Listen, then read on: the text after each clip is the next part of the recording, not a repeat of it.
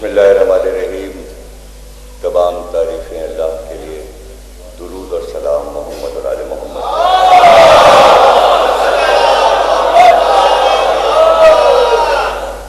1433 ہجری شہ چیلون کی چھٹی تقریر آپ حضرات امام باڑے حسین آباد چھوٹے امام باڑے لکھنؤ میں سماعت فرما رہے ہیں. ولایت علی پر ہم گفتگو کر رہے ہیں. ولایت علی یعنی وہ اختیار جو عالمین پر اللہ نے علی کو عطا کیا. اختیار ایک ایسا اختیار کہ اللہ کا اختیار عالمین پر ہے، لیکن آپ کے پاس کوئی ثبوت نہیں ہے کہ اس کائنات کو اللہ چلا رہا ہے. اگر دین کی باتیں، عقائد کی باتیں سب کچھ مائنس کر دیں اور ایک ایسے شخص کو جواب دیں کہ جو کچھ نہیں مانتا، تو وہ یہی کہے گا کہ ہمارے پاس کیا ثبوت ہے. تو جہاں اللہ کے اختیار کا ثبوت آپ نہیں دے سکتے، اور اگر دیں گے تو اپنے مذہب، اپنے عقائد کی روشنی میں، تو اسی طرح سوچ لیجئے کہ کوئی اگر یہ پوچھ رہا ہے کہ اس کائنات پہ علی کا اختیار کس طرح ہے، تو کوئی ثبوت ہمارے پاس نہیں ہے. جب اللہ کائنات چلا رہا ہے اس کا ثبوت نہیں ہے تو ہم کہاں سے ثبوت دیتے ہیں؟ اس لیے تمام دنیا کے مذاہب، تمام ادیان، تمام مسالے اور اسلام کی تاریخ کی کتابیں، حدیث کی کتابیں، اور سب سے بڑھ کر قرآن، دین کے اصول اور عقائد، ان سب چیزوں کو سامنے رکھ کر گفتگو کی جاتی ہے. اور اگر تمام دنیا کی کتابوں میں وہ باتیں مل جائیں جن عقائد کا اظہار قرآن کرتا ہے یا حدیثیں کرتی ہیں، تو بس وہی ثبوت ہے. اور اس کے لیے محنت کرنے والے محنت کر کے ان تحقیقی چیزوں کو پیش کر دیتے ہیں. پڑھنے والے، سننے والے، اگر ان کا ذہن مانتا ہے، ان کا دل قبول کرتا ہے، تو وہ اسے قبول کر لیتے ہیں. لیکن اس کے ساتھ شرط ہے کہ معرفت بھی ہو، یعنی علم عرفان حاصل ہو. علم ہو تو علمی چیز سمجھ میں آئے گی. جہاں علمی ہی نہ ہو، جہاں علمی ہی نہ ہو، وہاں نہ توحید سمجھ میں آئے گی، نہ رسالت سمجھ میں آئے گی، نہ ولایت سمجھ میں آئے گی. تو اب سمجھ میں آیا کہ قرآن نے علم پر اتنا زور کیوں دیا. انبیاء نے اپنی حیات میں کیوں چاہا کہ انسانوں تک علم پہنچے اور یہ علم سے آراستہ ہو جائیں. جیل میں جب تک پڑے رہیں گے تب تک یہ چیزیں سمجھ میں نہیں آئیں گی. اب آپ دیکھیے کہ آج سائنسی علوم کتنے ترقی کر چکے ہیں. یعنی انسان علم کی طرف مائل ہوا. اب اس کوشش کے پیچھے فلسفہ ہو، فلسفی ہوں، یا انبیاء ہوں، یا اوصیاء ہوں، یا اولیاء ہوں، یا دیگر قوموں کے رہنما ہوں، ان کی صدیوں کی کوشش کے بعد آج انسان اس منزل پر پہنچا کہ وہ چیزیں جو ناممکن تھیں ان کو ممکن بنایا گیا. قرآن پہلے بھی کہہ رہا تھا نے انسانوں کے لیے ہوا کو مسخر کر دیا ہے، لیکن جب ہوائی جہاز بنانے والے نے اس تھیوری کو اپنایا کہ جہاز کس طرح فضا میں بلند ہو سکتا ہے، تو اس نے ہوا کے زور کو اپنی ذہانت سے پہچانا کہ جہاز کو اٹھایا کیسے جائے گا، جہاز اوپر جائے گا کیسے۔ انجن بھی ہے، پر بھی ہیں، پنکھا بھی ہے جو ہوا کو تیز پیچھے کی طرف پھینکے گا، لیکن وہ نقطہ کہ جہاز زمین سے اوپر کیسے اٹھے گا، جب اٹھ جائے گا تو فضا میں دوڑنے لگے گا، پنکھے تو لگے ہیں، انجن تو ہے، لیکن وہ تھیوری کہ جہاز کا وہ نقطہ کہ اوپر سے اسے اٹھایا کیسے جائے، تو اس نے ہوا کا وہ پریشر دریافت کیا جو پہلے انسان کو نہیں معلوم تھا، اور بچوں کو بھی سمجھا دیا جاتا ہے کہ جہاز فضا میں بلند کیسے ہوتا ہے۔ آپ اپنی کار کو تیز دوڑائیں، 120 کی سپیڈ سے آپ ہائی وے پہ لے کے جا رہے ہیں، تو آپ اپنا ہاتھ باہر نکالیں تو ہوا آپ کے ہاتھ کو یوں کر دے گی، جب آپ ہوا میں ہاتھ، تو ہوا آپ کے ہاتھ کو یوں اٹھائے گی، بس یہ پریشر ہوا کا جو ہے اس کو دریافت کر لیا، تو جہاز جب رن وے پہ دوڑتا ہے تو یوں اٹھتا ہے، فضا میں آ جاتا ہے۔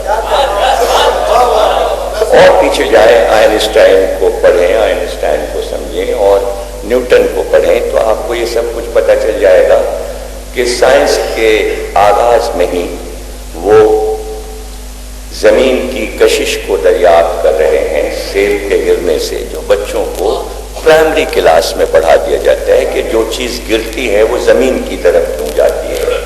اسی طرح ایٹم کو دریافت کر لیا گیا کہ مزید ٹکڑے ہو سکتے ہیں، اور ان ٹکڑوں میں اس نے دریافت کر لیا کہ ایٹم بم کیسے بن سکتا ہے، اور ایٹم کی تھیوری دریافت ہوتے ہی سائنس کے دروازے کھلتے چلے گئے اور پھر ترقیاں ہوتی چلی گئیں، اس لیے کہ ان کو سرا مل گیا، اور پھر سائنسدانوں نے اپنے دماغ کا سارا زور لگا دیا کہ کیا چیز کیسے دریافت ہوگی۔ وہ بہت بڑا آدمی تھا جس نے گنتیوں میں زیرو کو دریافت کیا تھا، اس سے پہلے کوئی نہیں جانتا تھا کہ ایک سے پہلے زیرو بھی ہوتا ہے، لیکن وہ بہت بڑا آدمی ہے جس نے زیرو کو دریافت کیا۔ اگر اس وقت وہ زیرو کو دریافت نہ کرتا تو آج صدیوں کے بعد کمپیوٹر نہ ہوتا، اس لیے کہ کمپیوٹر اسی تھیوری پر بنا ہے۔ تو یہ سب بہرحال چیزیں ہیں جو پڑھتے ہیں بچے اور جو نالج رکھتے ہیں اور کمپیوٹر پہ بیٹھتے ہیں ان کے لیے ہے۔ تو کچھ چیزیں وہ ہوتی ہیں کہ جو غیب میں ہوتی ہیں اور دکھائی نہیں دیتی، لیکن سائنسداں ان کو دریافت کرتا چلا جا رہا ہے۔ دریافت چیز ہو جاتی ہے لیکن دکھائی نہیں دیتی، جیسے گیسز ہیں، طرح طرح کی لیزرز ہیں جو دریافت ہو رہی ہیں، ایسے فضا میں بکھرے ہوئے ذرات ہیں جو دکھائی نہیں دیتے لیکن دریافت ہوتے چلے جا رہے ہیں، سائنس ترقی کرتی جا رہی ہے۔ تو وہ چیزیں جو دکھائی نہیں دے رہی ہیں، کیا ہم یہ امید نہ کریں کہ جب ترقی اور زیادہ سائنس کی ہو جائے گی تو ان چیزوں کو بھی دیکھا جائے گا؟ تو پھر اب سائنس کی بنیاد پر ہم ان چیزوں کا کیوں انکار کر رہے ہیں جو اب تک نہیں دیکھی گئیں لیکن دیکھی جائیں گی؟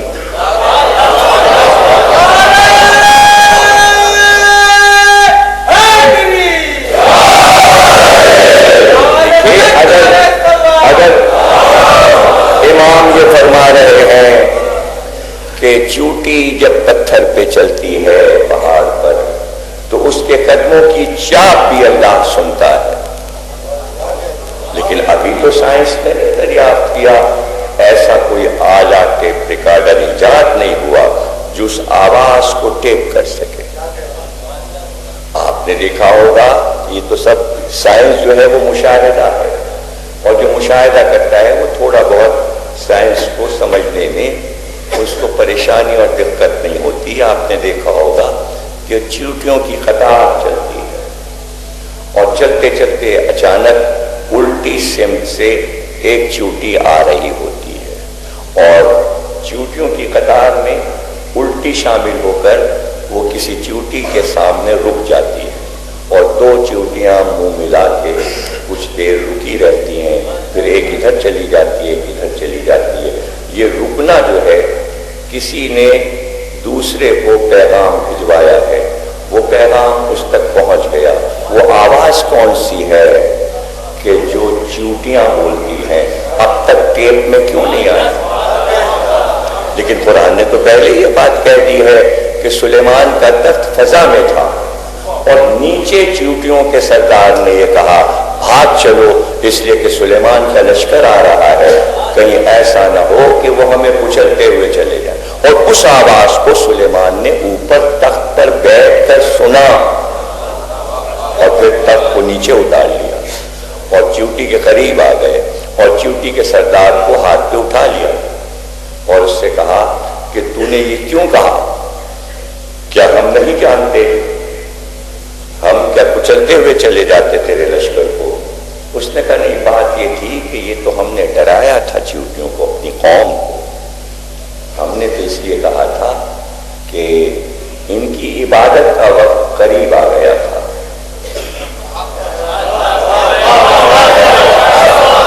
اور یہ آپ کے جاؤ حشم کو دیکھنے میں اگر لگ جاتے قوم والے تو عبادت کا وقت نکل جاتا۔ اب رہ جائیے کہ چیونٹی کی عبادت کیا ہے، میرنیس کو پڑھیے تو آپ کو پتہ چل جائے گا کہ چیونٹی چلتے چلتے پورے قد سے کھڑی ہوتی ہے اور اپنے دونوں ہاتھوں کو اٹھا کے ملا لیتی ہے، اور اس کو میرنیس نے نظم کیا ہے۔ اب آپ مجھے غیر سے دیکھ لیجیے، میں نے یہ سب دیکھا ہے، میں پڑھ کر نہیں بتا رہا۔ ابھی کون ہے کہ جو چیونٹیوں سے بچپن میں نہیں کھیلتا؟ میں بھی کھیلا ہوں، اب آپ لوگ نہ کھیلے ہو تو مجھے نہیں معلوم۔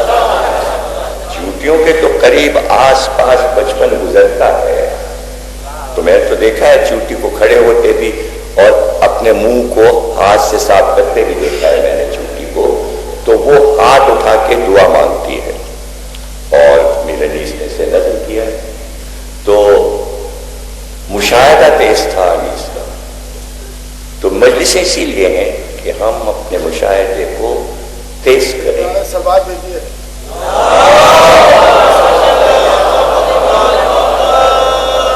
تو اب حضرت سلیمان نے چیونٹیوں کے سردار سے یہ کہا کہ تو بہت باتیں کرتا ہے، یہ بتا کہ تو اپنی قوم کا سردار ہے اور میں اپنی قوم کا سردار ہوں۔ بلند کون ہے؟ رتبے میں بلند کون ہے؟ میں اپنی قوم کا سردار ہوں اور تو اپنی قوم کا سردار ہے، یہ بتا کہ بلند کون ہے، رتبہ کس کا بلند؟ اس نے کہا کہ اس وقت تو میں بلند ہوں۔ نبی اللہ نے پوچھا کیوں؟ کہا اس لیے کہ میں نبی کے ہاتھ پہ بلند ہوں، میں نبی کے ہاتھ پہ بلند ہوں۔ صدیاں گزر گئی حضرت سلیمان کے اس واقعے کو، جسے قرآن نے سورہ نمل میں محفوظ کیا۔ سورہ کا نام ہی رکھ دیا نمل، نمل کہتے ہیں چیونٹی کو۔ اور مشہور دانشور جو کہ انگلینڈ کا ہے، اس کو ریسرچ ورک دیا گیا تھا چیونٹیوں پر، تو اس نے کتاب دا اینٹ لکھی، اور وہ کتاب لکھنے کے لیے اس کو کئی برس لگے۔ ایک کنویں کے کنارے چیونٹیوں کے بل کے پاس بیٹھ کر اس نے چیونٹیوں کا مشاہدہ اور مطالعہ کیا، ان کی عادات و اطوار، اور پھر اس نے کتاب لکھی۔ لیکن مولا علی کو کسی چیز کو بتانے کے لیے وقت نہیں صرف کرنا پڑتا،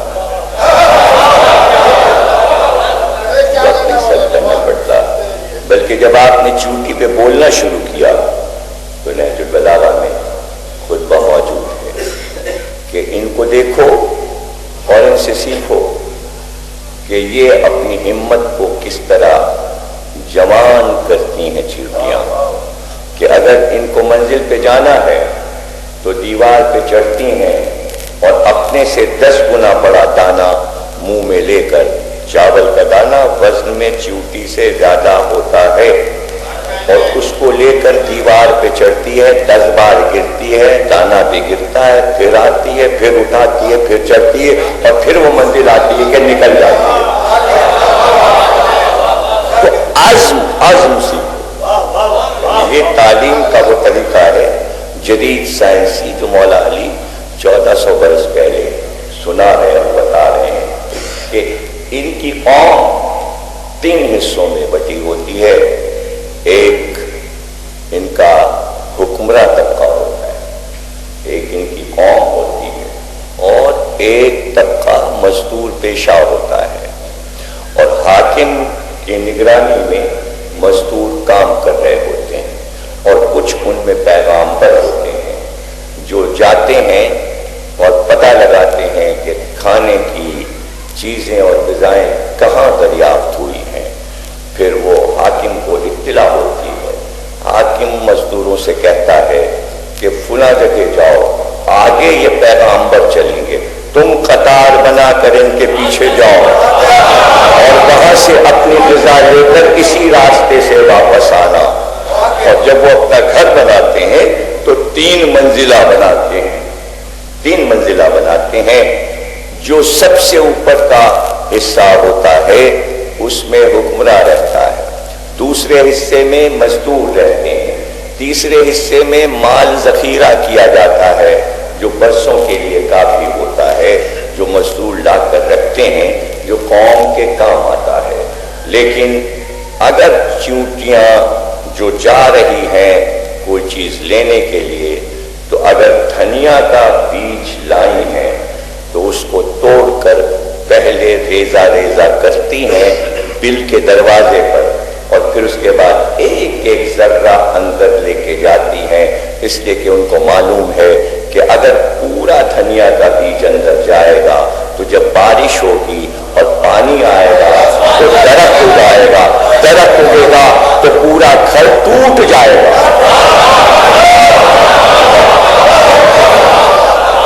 تو علی نے مشاہدہ نہیں کیا، علی نے مشاہدہ نہیں کیا، بلکہ کیا چیونٹی کیا شہد کی مکھی، بولنا شروع کیا تو شہد کی مکھی پہ خطبہ دے دیا اور فرمایا کہ ان کے یہاں بھی ایک حکمراں طبقہ ہوتا ہے جو ملکہ یعنی سردار کہلاتا ہے، اور جب پیغامبر آ کر بتاتے ہیں کہ فلاں چمن میں اچھے پھول کھلے ہیں تو پوری قوم چلتی ہے پیغامبر کی آواز کے ساتھ اور اس چمن میں جا کر پھولوں پر بیٹھ جاتی ہے، لیکن اس طرح پھولوں پہ بیٹھتی ہیں اور وہاں سے پھولوں کا رس اس طرح چوستی ہیں کہ دامن گل پہ گرد بھی نہیں، پھول ویسے ہی تازہ رہتا ہے۔ اور رس لے کر جب واپسی ان کی ہوتی ہے تو آمد کی آواز کچھ اور ہے اور واپسی کی آواز کچھ اور ہے۔ واپسی میں جو آوازیں نکلتی ہیں وہ خوشی کی آوازیں ہوتی ہیں کہ ہم اپنے مقصد میں کامیاب ہو کر اپنے گھر واپس جا رہے ہیں۔ اور جب وہ چھتا بناتی ہیں تو ہر سوراخ 6 کونوں کا بناتی ہیں، اگر گول سوراخ بنائے تو اس میں جانے کے بعد واپسی ناممکن ہے، 6 کونوں سے وہ جاتی بھی آسانی سے اور آتی بھی ہے، اور انہی گھروں میں وہ رس لا کر وہاں پر رکھ دیتی ہے جو بعد میں شہد بن جاتا ہے، اور وہی شہد شفاء للناس، سورہ نحل میں اللہ کہتا ہے انسانوں کے لیے شفا بن جاتا ہے۔ ان کو شہد کے رنگوں کا بھی پتہ ہوتا ہے، لیکن کچھ ان کے ایسے دربان ہوتے ہیں کہ جب شہد کی مکھیاں رس لے کر آتی ہیں تو وہ دربان دروازے پر ہی انہیں چیک کرتے ہیں اور ایک ایک کے دہن کو سونتے ہیں کہ کسی کڑوے زہریلے پھول کا رس تو نہیں آیا۔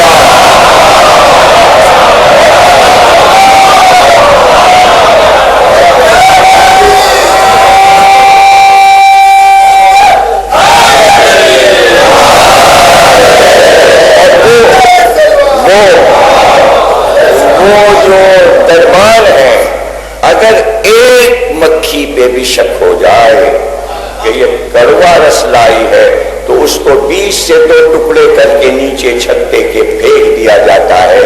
اسی لیے چھتے کے نیچے بہت سی مری ہوئی شہد کی مکھیاں پڑی نظر آتی ہیں، وہ ان کو سزا ملتی ہے کہ کڑوا رس کیوں لائی ہے۔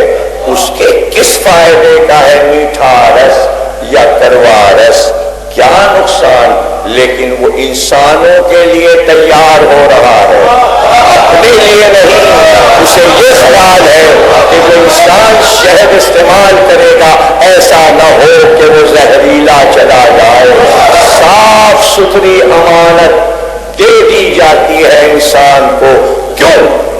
یہ انسانی خدمت شہد کی مکھی کیوں کر رہی ہے؟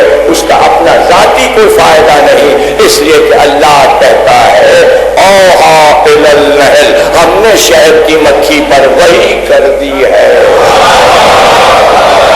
یعنی وہ اپنے رب کو پہچانتی ہے، وہ اپنے رب کی معرفت رکھتی ہے کہ اللہ نے مجھ کو انسان کی خدمت کے لیے خلق کیا ہے۔ اب تو یہ ہو گئی نا توحید کہ آپ چوٹی سے چلیں یا شہد کی مکھی سے اللہ کو پالیں گے۔ مولا علی ان آیات کی شرح کر رہے ہیں اور شرح کرنے کے بعد سمجھایا کہ بھئی شہد کی مکھی کا جو سردار ہوتا ہے اس کا نام یاسوب ہے، اور میں اس امت کا یاسوب دین ہوں۔ اور اس کے بعد فرمایا کہ جب سردار ان کا مر جاتا ہے تو اسی کے خاندان سے کسی کو چنا جاتا ہے اور دوسرا بادشاہ بنایا جاتا ہے۔ ان کے یہاں الیکشن نہیں ہوتا۔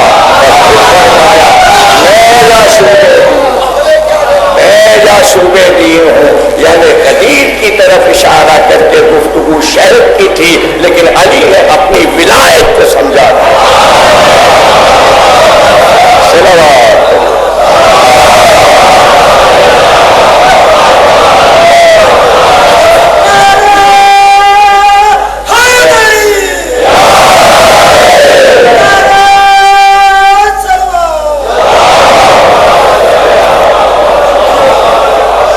ہندوستان کے کسی چاہنے والے نے مولا کی خدمت میں 2 مور پیش کر دی تو آپ نے مور پہ خطبہ شروع کر دیا۔